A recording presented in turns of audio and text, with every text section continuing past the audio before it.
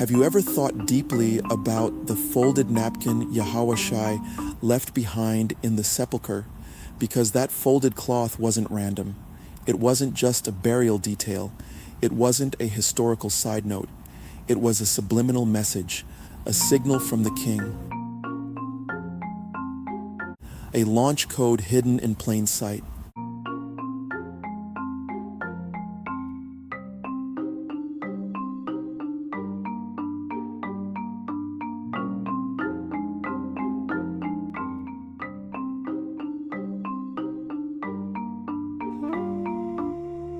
In ancient Jewish culture, a folded napkin meant something powerful. At the dinner table, when a servant saw the master crumple his napkin and toss it, it meant, "I'm finished." But if the master folded it and set it aside, it meant, "I'm not done. I'm coming back." And when Yahawashi rose from the dead, he left that napkin folded, set apart from the burial clothes, just like John chapter 20, verses 6 and 7 tell us. Then cometh Simon Peter following him, and went into the sepulchre, and seeth the linen clothes lie, and the napkin that was about his head, not lying with the linen clothes, but wrapped together in a place by itself. That wasn't for the grave robbers. That was for you. That was for Israel. That was for the disciples.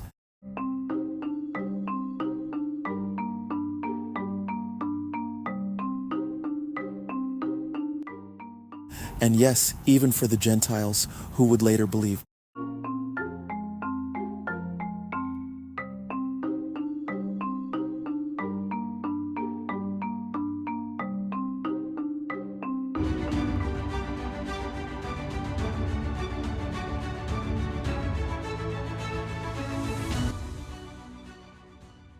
Now let's go deeper.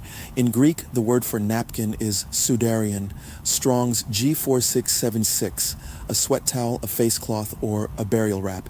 It appears in John 27, in Luke 19:20, and in Acts 19:12, where even Paul's cloths were used to heal the sick. In Talmudic Hebrew, it's called sudarin, a head wrap or burial cloth, often used in temple and mourning customs. And in the Torah, there's a term mizba'at, a cloth or wrap used during holy service, likely from the Hebrew root saba, meaning to surround or cover. So in Greek, in Hebrew, and in Torah context, a folded cloth wasn't meaningless. It was sacred. It signified intention, respect, purpose, or return.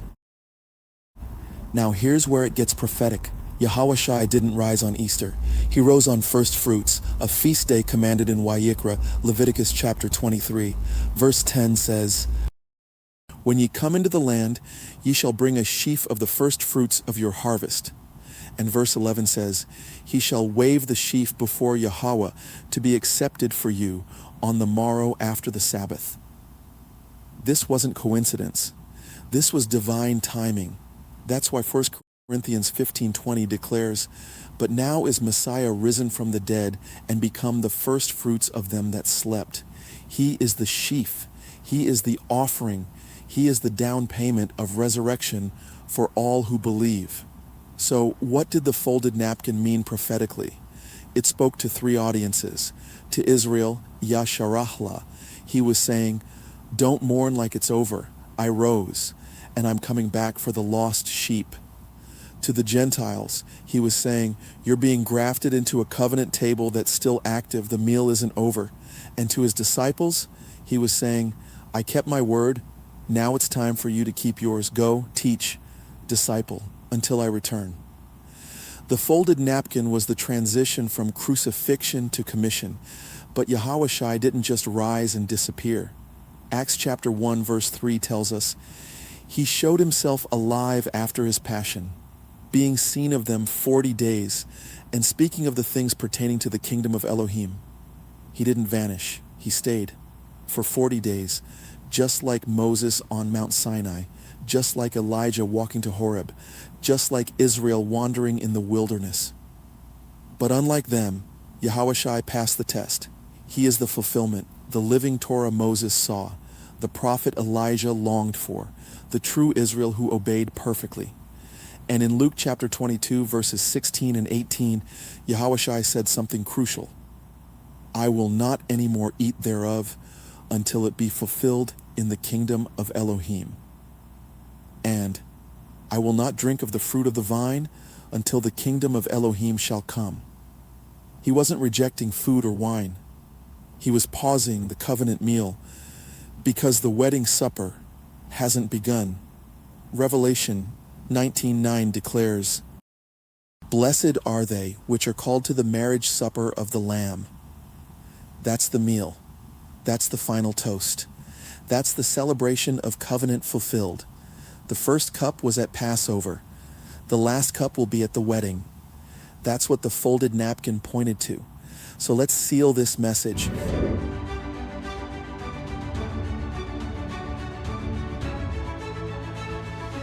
While Yahawashi was hanging on the tree, he lifted his voice and declared, It is finished. That's found in John chapter 19, verse 30.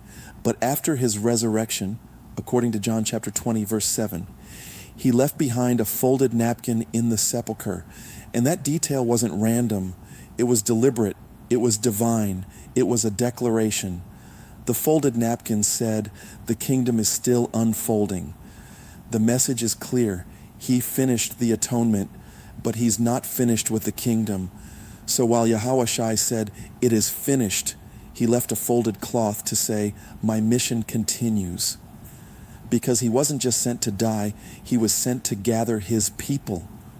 Before the crucifixion, he came for the lost sheep of the house of Yasharahla.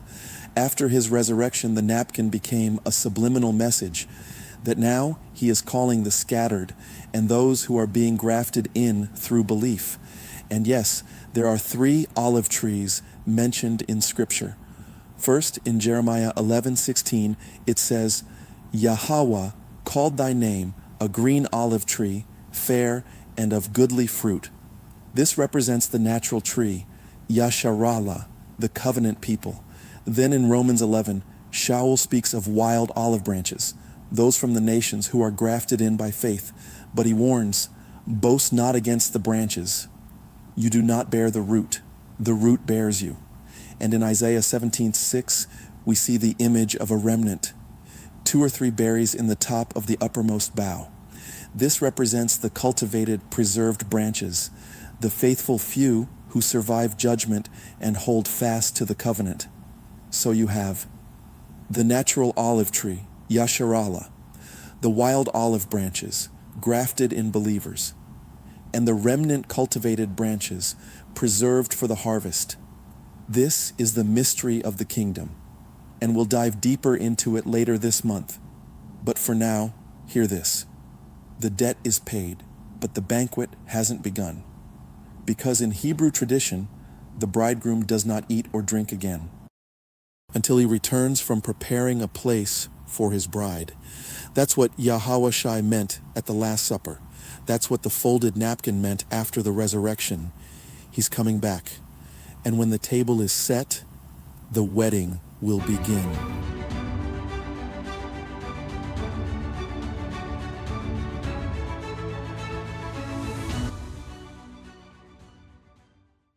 The cross was the payment, the tomb was the receipt, the folded napkin, that was the promise. I will finish what I started. Barak atah Yahweh, Bahashem Yahawashi. The napkin was folded, the first fruits have risen, and now the harvest must follow. And in the upcoming weeks leading to Shavuot, also known as Pentecost, I'll be doing a full unpacking Bible study on the power of this subliminal message left by our Mashiach. We've seen the cross, we've seen the grave. But now, let us unlock the mystery of the cloth, because the message is still moving from the tomb to the nations, and now to you.